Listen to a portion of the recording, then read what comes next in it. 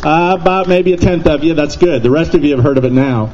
And I want to tell you, Patriot 24/7 is designed for you to get involved. Organizations can go there for free, and they can sign up. You volunteers can go there for free, and you can sign up. It's free. There's no charge.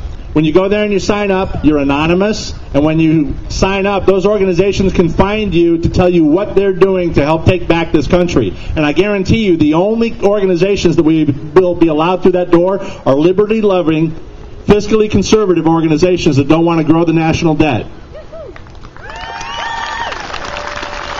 We are all in this fight together. We are all in this fight together, and we have got to do it together and not fracture along weird lines, where I disagree with you or you disagree with me or whatever. We're all in this fight together. Now, the last speaker talked about educating our kids, which is absolutely so important. The schools want to make sure that they educate them in the way that they think it ought to be. You parents ought to be the one with the control over what's taught in the classrooms and what's not taught in the classroom. I want to introduce to you Megan Swella. She's a transplant from Southern California. She recently earned her degree in business marketing and management. She is a devout Christian, and she's wildly excited to see where God's going to lead her in 2010. Megan believes that the answers for our country will always come from you, the people, and she is resolved to preserving and defending our foundational principles and freedoms. Let's give it up for Megan Swella.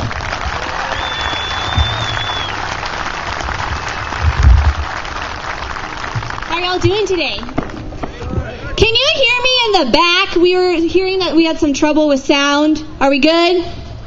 Okay, great. So, my fellow countrymen, I don't know if we've realized that. I think we've lost that a little bit. But do you realize that we are fellow countrymen? We're in this together. Do you realize that? Do you realize that? Because I want you to just really soak that in, because we've definitely lost that here in this country. We're Americans. We're different backgrounds. We have different personalities, different talents. But we're individuals, and that is what makes this country so great. And so today I'm asking you to just not leave here not only resolved to fight for freedom, but I'm asking you to leave here with meeting a minimum of 5 people. Get their names, their email address, because these tea parties aren't just about coming here to get our blood pressure all hiked up. They're about coming here to network, connect, and to organize. We can be community organizers too, can't we? Can we? So anyway, happy 4th of July. I'm just going to go ahead and take a picture because to me, this is the picture-perfect postcard of what America is. We're coming together to demonstrate our frustration, our disdain, and our disenfranchisement with our government. Is that what we're doing? Good. But more importantly than that, we're coming together to show our love for freedom and to make it publicly known that we are not, and I repeat, not going to let our freedom be taken from us. I believe, as our founding fathers did, that the answers do not come from Washington. The answers come for America. They come from common sense people like you. Common sense people that actually make this country work.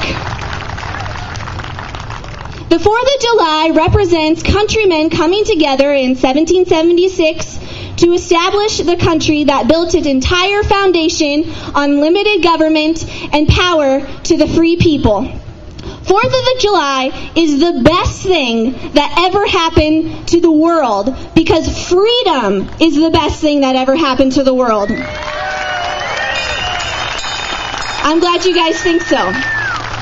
And the reason that freedom is the best thing that ever happened to the world is because freedom is about liberating the individual, not controlling and conquering the collective.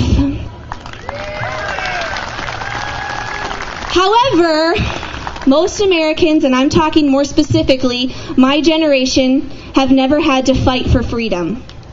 It was just handed to us. Thank God for that, but it was just handed to us. And like most things that come easy, we have taken it for granted. And many people my age don't even know the true definition of freedom. Freedom sure isn't free, and now it's up to us to educate and remind the grassroots that it is sure worth fighting for. Our second president, John Adams, said that liberty cannot be preserved without general knowledge among the people. So, here's what we need to do. We simply need to talk about freedom everywhere we go. Freedom, freedom, freedom, freedom, okay? And we need to explain it to everyone we come in contact with. And from my perspective, we especially need to be educating our young people. Our young Americans, right from the little one down the front row on up. And because, like we had said previously, we can't depend on our government and our school systems to really teach the true definition of freedom and the American founding principles. The establishment does not want us to know what freedom really means for a people. Well, oops, looks like we know. We know. Do you know? Okay, good. And now it's our job to tell everyone. And I know we've been told never talk about politics or religion. Well, guess what? That's the problem. We need to be talking about politics and religion. We need to be talking about it everywhere. I don't care if it's taboo. Our founding fathers fought wars with muskets and bayonets so that we could continue to fight for freedom with something far more powerful. Our hearts, our minds, and voices of a people empowered by freedom. And we must be explaining freedom to people, especially those responsible for preserving freedom in the future, our youth.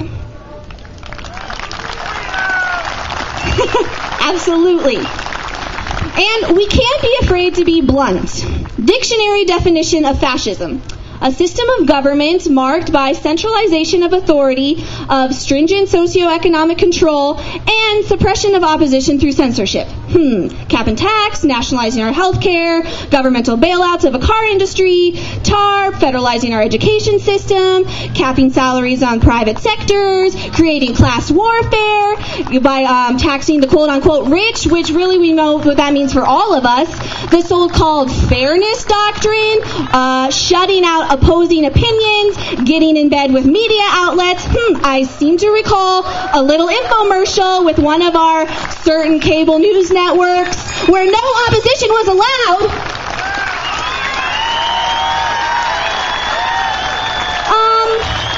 Don't know about you. Think that falls right under the dictionary definition of fascism. Better get those dictionaries out of the school, or else we're going to know what that means too. So the government that makes itself so fat and so bloated as to control your toilet, your light bulbs, and your automobile is not operating anywhere near limited government or the founding principles of our Constitution. I don't want anyone telling me how many times I can flush the toilet, personally. And right now, we have to give our youth tangible examples. For instance, everyone is up in arms over the Bernie Madoff scandal, and rightfully so. The guy's a creep and he's a crook. However, what's the difference between Bernie Madoff and Congress and Social Security? What's the difference? He took money, invested, claiming that he was investing people's money, and he wasn't. So pose that question to your young people. Do they know that the Social Security fund, quote unquote, doesn't exist? Do they know that there's no money in there? The only difference between Social Security and Bernie Madoff is that the government is taking your money and investing it, quote unquote, without your consent. So explain that to people my age. I've only been paying taxes for about 4 months. So I know. But, people my age, they have never had to pay a penny of taxes, many of us. And I certainly believe in the creativity of the entrepreneurial spirit.